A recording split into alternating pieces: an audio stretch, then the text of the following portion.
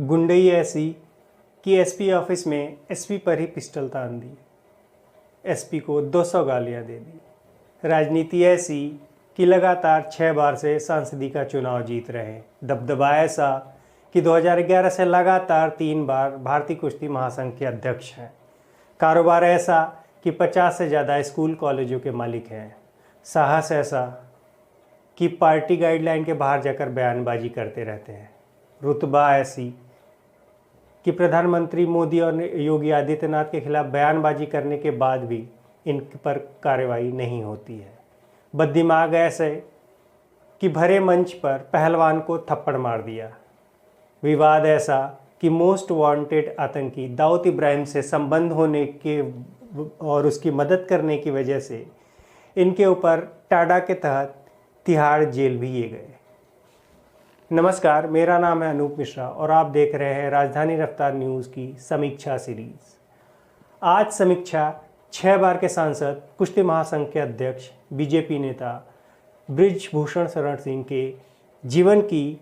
आज समीक्षा बृजभूषण के खिलाफ एक बार फिर देश के कई नामी पहलवानों के दिल्ली के जंतर मंतर पर धरने पर बैठने की।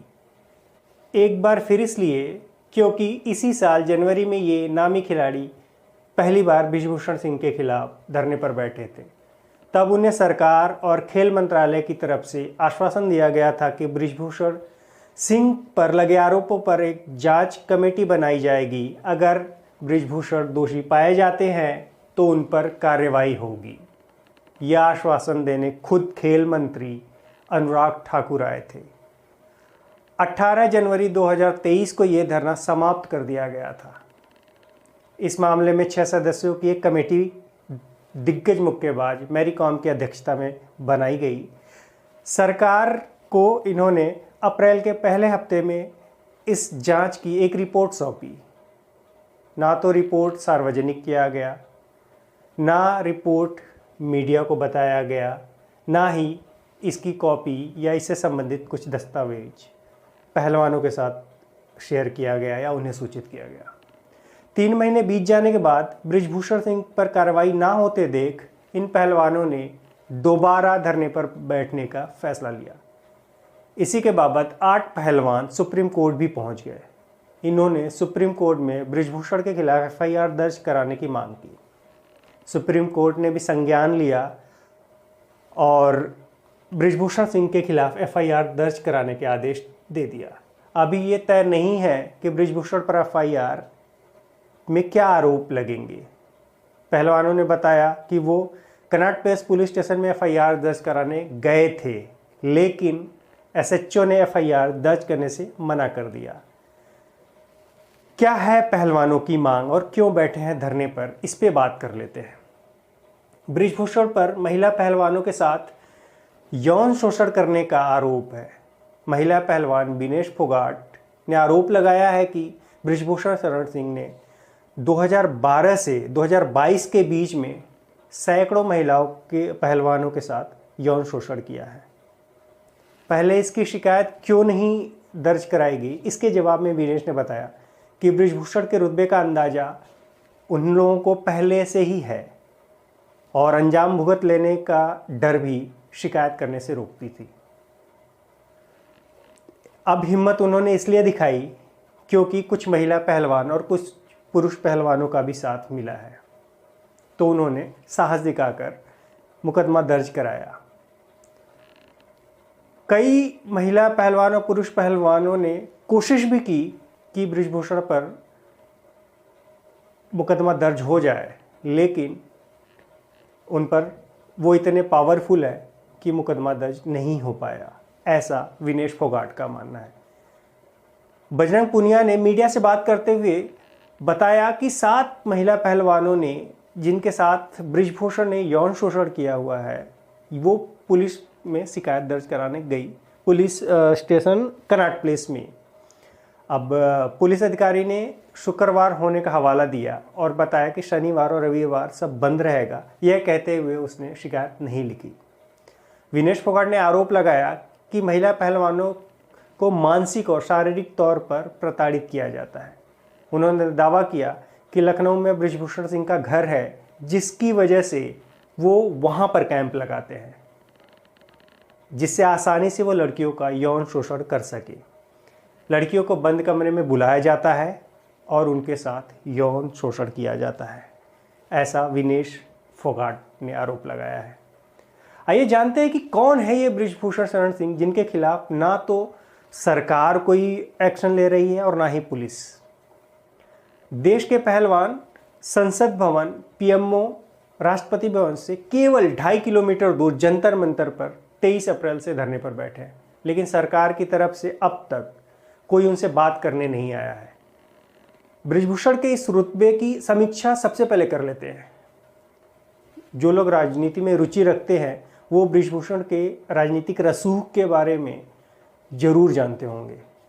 कुश्ती महासंघ के अध्यक्ष बृजभूषण सिंह एक बार नहीं 6 बार लोकसभा सांसद रह चुके हैं। मौजूदा समय में भी वो सांसद है।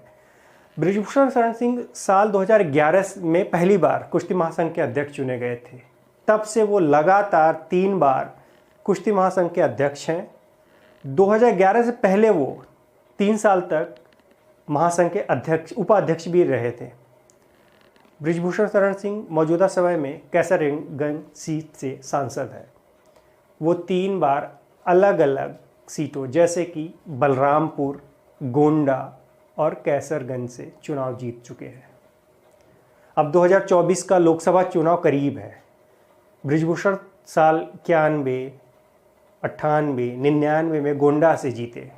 इसके बाद 2004 में बलरामपुर से, जो अब श्रावस्ती है, से चुनाव जीते। साल 2008 में न्यूक्लियर डील यानी कि परमाणु समझौते में आपसी कुछ मनमुटाव के कारण उन्होंने बीजेपी छोड़कर समाजवादी पार्टी यानी सपा को ज्वाइन कर लिया था और मनमोहन सिंह सरकार को बनाने में अहम भूमिका भी निभाई थी। पार्टी बदलने के बाद भी उनके जन समर्थन में कोई कमी नहीं आई थी। 2009 में वो समाजवादी पार्टी में रहते हुए समाजवादी पार्टी की सीट से चुनाव लड़े और कैसरगंज की सीट भी जीते। इसके बाद 2013 में मुजफ्फरनगर दंगे की वजह से वो वापस फिर से बीजेपी में आ गए। फिर 2014 और 2019 में बीजेपी की ही टिकट पर कैसरगंज की सीट वो जीतते आ रहे हैं। यानी बृजभूषण शरण सिंह का कुल मिलाकर श्रावस्ती, बहराइच, गोंडा, कैसरगंज की सीट पर सीधा असर है। बृजभूषण की छवि भी कट्टर हिंदुत्व वाली है। बीजेपी के लिए 2024 का चुनाव बेहद ही महत्वपूर्ण है। एक एक सीट इंपॉर्टेंट होती है लोकसभा चुनाव में। तो बीजेपी के लिए तो 4 सीटों पर इनका प्रभुत्व, इनका जो वर्चस्व है उसका असर है बीजेपी की नज़र में। शायद यही कारण है कि बीजेपी अभी तक किसी भी तरह का बयान देने या फिर कोई भी फैसला लेने से हिचक रही है। बृजभूषण शरण सिंह लगातार अपने ऊपर लगे आरोपों यानी यौन शोषण का जो पहलवानों ने आरोप लगाया उसको खारिज करते रह रहे हैं। उन्होंने जांच एजेंसी को भी पूरा सहयोग देने का वादा किया है। कौन सच्चा कौन झूठा ये तो निष्पक्ष जांच होने पर पता चल ही जाएगा। हम जब तक आरोप तय सिद्ध ना हो जाए तब तक किसी को दोषी नहीं कह सकते हैं। सरकार से निष्पक्ष जांच की मांग करते हैं। न्यूट्रल बॉडी के अंडर में एक जांच कमेटी बनाई जाए, इसकी हम मांग करते हैं। न्यूट्रल बॉडी इसलिए बड़ा इंपॉर्टेंट है कि न्यूट्रल बॉडी क्यों होनी चाहिए। न्यूट्रल बॉडी इसलिए क्योंकि ना तो वो पहलवानों के इन्फ्लुएंस में हो जो जांच कमेटी बने और ना ही वो सांसद बृजभूषण सिंह के सपोर्ट में हो, क्योंकि इनकी भी पहुंच ज़्यादा है। अब कहानी शुरुआत में लेकर चलते हैं जहां से बृजभूषण की शुरुआत होती है। कहानी आज बृजभूषण की समीक्षा करनी है तो हम अब बृजभूषण सिंह पे आ जाते हैं। बृजभूषण शरण सिंह का जन्म 8 जनवरी 1957 में उत्तर प्रदेश के गोंडा जिले के एक गांव विष्णुपुर में हुआ था। पिता का नाम स्वर्गीय जगदम्बा शरण सिंह और माता का नाम प्यारे देवी है। बृजभूषण की शुरुआती शिक्षा वहीं विष्णुपुर गांव से ही और उसके बाद 8वीं के आगे की पढ़ाई उन्होंने नवाबगंज के श्री गांधी इंटर कॉलेज से पूरी की। इसके बाद साकेत विश्वविद्यालय से उन्होंने ग्रेजुएशन में अपना पोस्ट ग्रेजुएशन किया और अवध विश्वविद्यालय से उन्होंने LLB की डिग्री प्राप्त की। राजनीतिक में रुचि शुरू से होने के कारण इन्होंने साकेत विश्वविद्यालय से 1979 में छात्र संघ का चुनाव भी लड़ा और भारी मतों से जीते और छात्र संघ के अध्यक्ष बने। जनसंघ, उस समय पर जनसंघ हुआ करता, तो उससे पहले से ही ये राजनीति में एक्टिव रहे हैं। तो जनसंघ, और उसके बाद 1980 में जब बीजेपी बनी तो ये उससे भी जुड़े। बीजेपी ने भी उस समय पर इस तरह के युवाओं और छात्र नेताओं को अपने साथ जोड़ने का पर बड़ा जोर दिया था। फैजाबाद, लखनऊ, कानपुर, बलरामपुर, गोंडा तक का ये जो पूरा बेल्ट है ना, ये अटल बिहारी वाजपेयी के प्रभाव में था। उस समय उत्तर भारत में भी कई तरह के आंदोलन हुआ करते थे। उससे पहले 70 के दशक में जेपी आंदोलन, उसके बाद से आंदोलनों का दौर था। बीजेपी ने भी राम मंदिर का मुद्दा बड़े जोरों शोरों से उठाना शुरू कर दिया था तब तक। इन्हीं आंदोलनों में बृजभूषण बीजेपी के कई बड़े नेताओं के संपर्क में आए जब राम मंदिर का आंदोलन बीजेपी करती थी। उसी दौरान में बृजभूषण अटल और आडवाणी के भी संपर्क में आ गए, उनसे भी अच्छी मुलाकात, अच्छी बातचीत होनी शुरू हो गई थी। बात 1987 की है, जब जिले में गन्ना डायरेक्टरी के चुनाव में बृजभूषण सिंह ने भी पर्चा भर दिया। बृजभूषण को एसपी ने बुलाया और उन्हें गाली देते हुए कहा कि नामांकन वापस ले लो, अपना पर्चा वापस ले लो। बृजभूषण ने एक इंटरव्यू में बताया कि मैंने एसपी पर पिस्टल तानी, उसको 200 गालियाँ दी, फिर अपनी बाइक स्टार्ट की और मैं वहाँ से चला गया। इसके गवाह मीन्स कि ये बताया किसने? स्थानीय पत्रकार हनुमान सिंह सुधाकर, जो वो वहीं पे मौजूद थे। उन्होंने कई जगहों पे इसकी जिक्र भी की है। माना जाता है कि एसपी ने जो गाली दी थी इनको, या जो धमकी दी थी पर्चा वापस करने के लिए, ये राजा कौशलेंद्र सिंह के कहने पर दी थी, जो खुद उस सीट पर कब्जा चाहते थे। इस चुनाव में मात्र 33 वोट थे। 33 वोटों से का चुनाव होना था। लोग कहते थे कि राजा एवं प्रशासन मिलकर 27 वोटों को अपने कब्जे में कर लिया है। लेकिन जब चुनाव में मतगणना हुई, 27 वोट बृजभूषण शरण सिंह के खाते में आए और मात्र 6 वोट प्रतिद्वंदी यानी कि राजा साहब के खाते में जाते हैं। बढ़ती लोकप्रियता और युवा नेता की छवि रंग लाई और 1991 में लोकसभा चुनाव में इन्हें गोंडा की सीट पर बीजेपी ने टिकट दिया। इस चुनाव में बृजभूषण की भारी मतों से जीत हुई। 1991 में बीजेपी ने बृजभूषण सिंह को लोकसभा टिकट दिया, तब इनके खिलाफ 34 आपराधिक मामले थे। बीजेपी ने इस चुनाव में बृजभूषण को गोंडा का रॉबिन हुड कहकर बचाव किया था। इस चुनाव में बीजेपी को 120 सीटें मिली थी पूरे लोकसभा चुनाव में।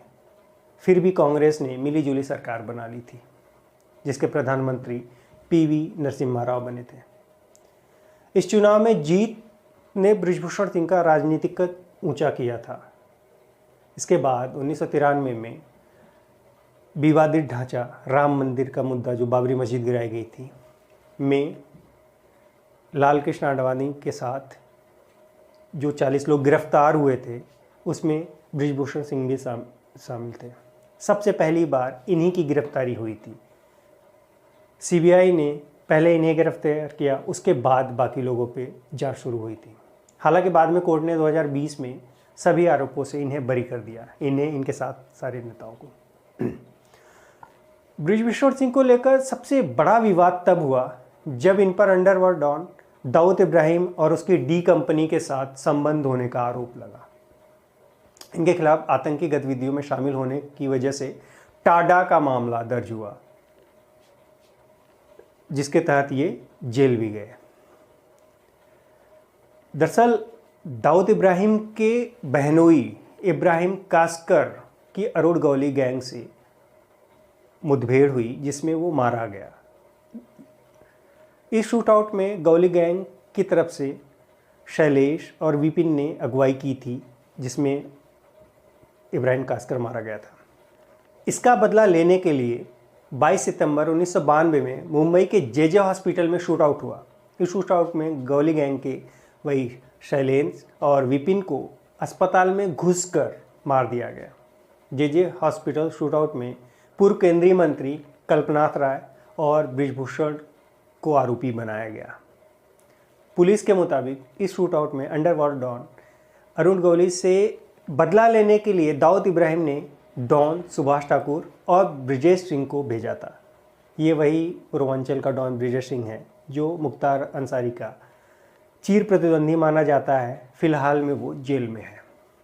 इन दोनों शूटरों को पनाह देने का आरोप बृजभूषण पर लगा और इस केस में टाडा के तहत इन्हें तिहाड़ जेल भेज दिया गया था। 1996 में जब बृजभूषण सिंह टाडा के तहत तिहाड़ जेल में सजा काट रहे थे, तब इनकी पत्नी को बीजेपी ने गोंडा से लोकसभा सीट का टिकट दे दिया।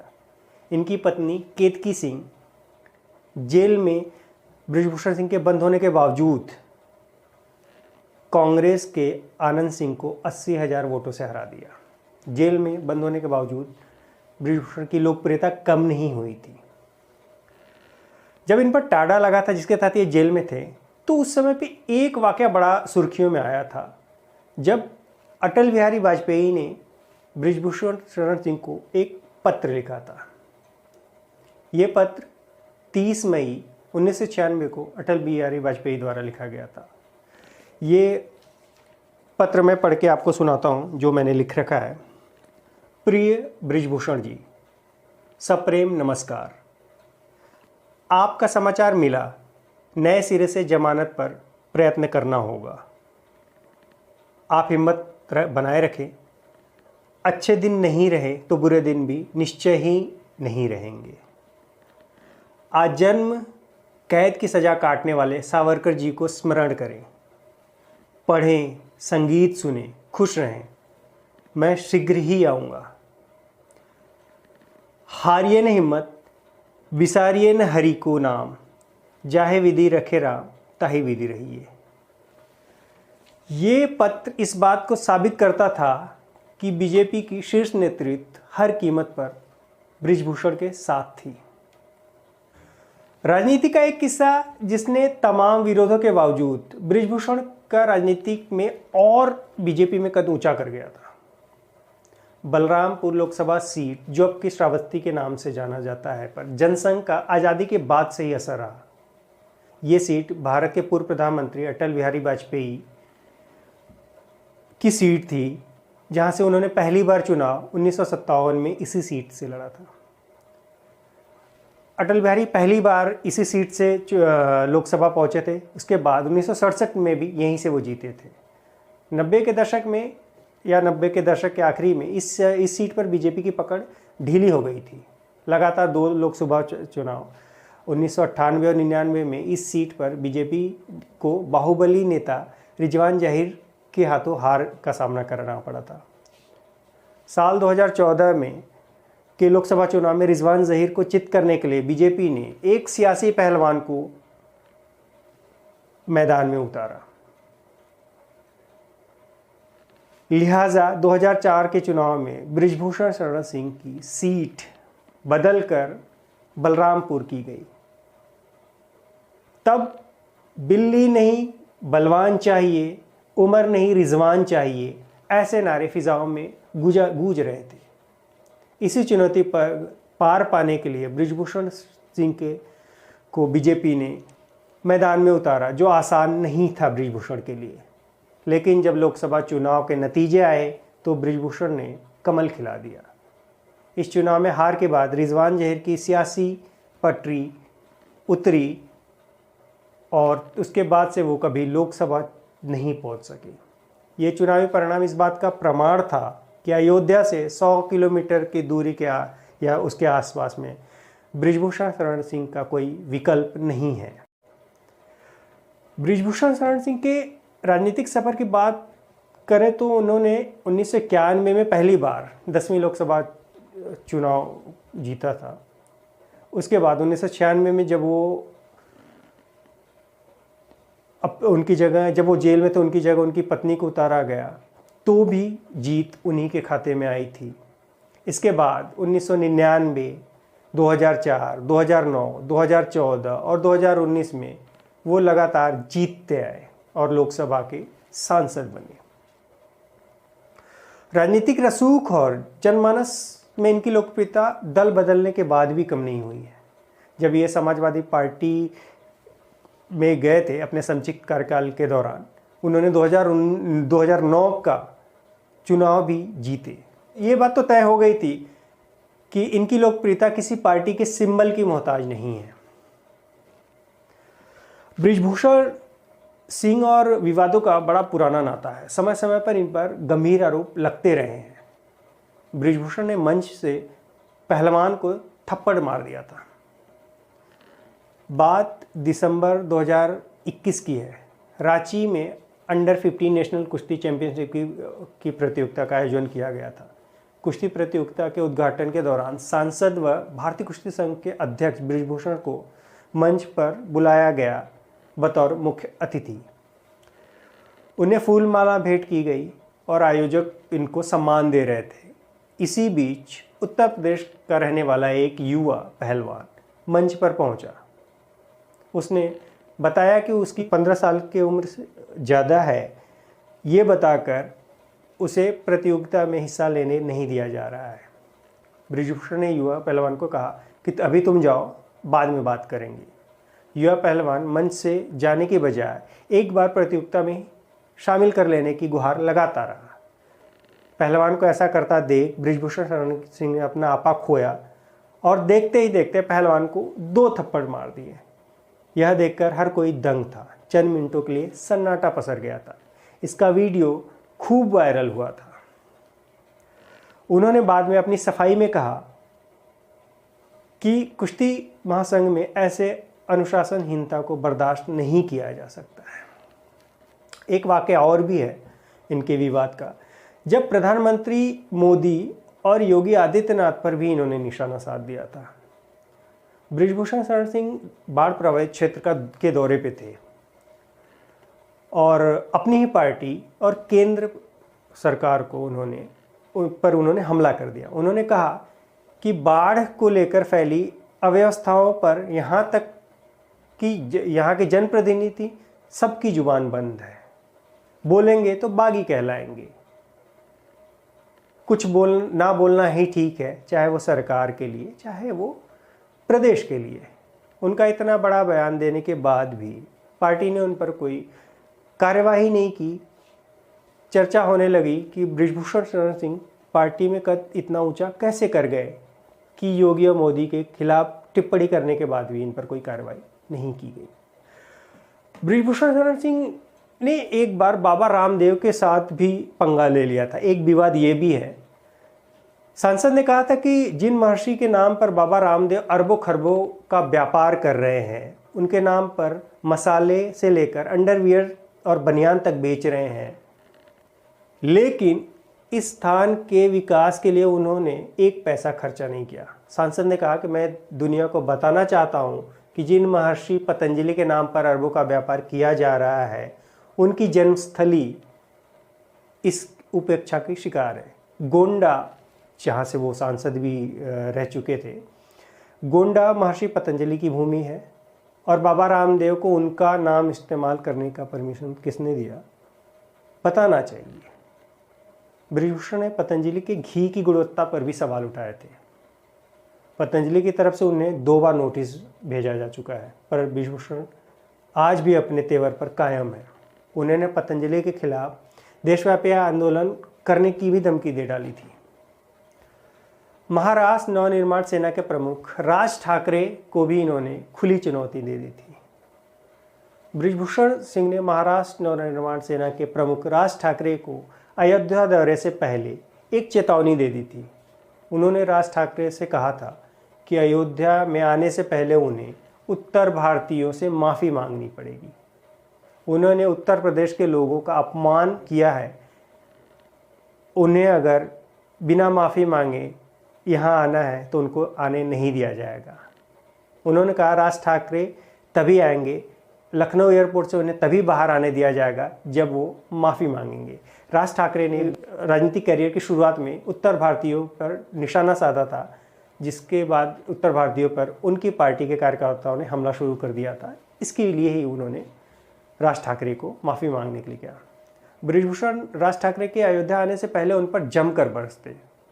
एक बयान में उन्होंने राज ठाकरे की तुलना कालनेमी राक्षस से करते हुए कहा था कि कुछ दिन पहले तक मोदी योगी के खिलाफ बयानबाजी करने वाला एक इसका हृदय परिवर्तन कैसे हो गया और यह वेश बदलकर कालनेमी बनकर रामलला के दर्शन करने आ रहा है।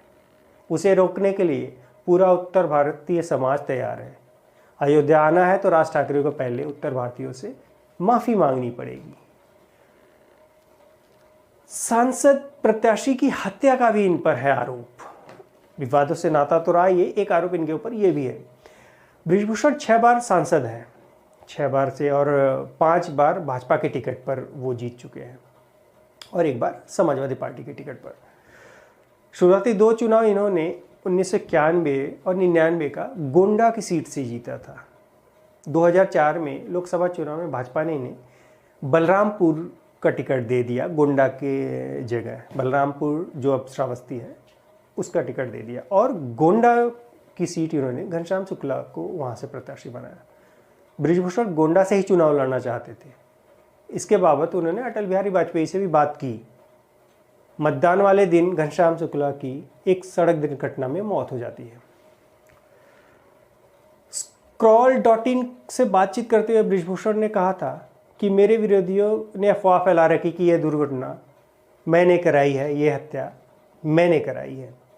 उन्होंने आगे बताया कि अटल जी ने भी मुझे बुलाकर कहा था, मरवा दिया ना तुमने उसको। बृजभूषण ने बताया कि यहीं से भाजपा के साथ उनके मतभेद शुरू हो गए थे। एक इंटरव्यू में इन्होंने खुद एक हत्या करने की बात कबूली थी। यूपी में 2022 का विधानसभा चुनाव था, जिससे पहले भाजपा सांसद बृजभूषण का एक इंटरव्यू खूब वायरल हुआ था। इसमें उन्होंने खुद एक हत्या करने की बात कबूली थी। उन्होंने कहा था कि मेरे जीवन में एक हत्या मेरे हाथ से हुई है, लोग मुझे कुछ भी कहें। रविंद्र को जिसने मारा था उसकी हत्या मैंने की थी, उसके पीठ में मैंने ही राइफल से गोली मारी थी। दरअसल यह मामला 1983 का है। रविंदर, अवधेश और बृजभूषण तीनों दोस्त थे। ये खनन के ठेके लेते थे। तीनों दोस्त एक जगह गए तो वहाँ पर विवाद हो गया। वहाँ उनके दोस्त को किसी ने गोली मार दी।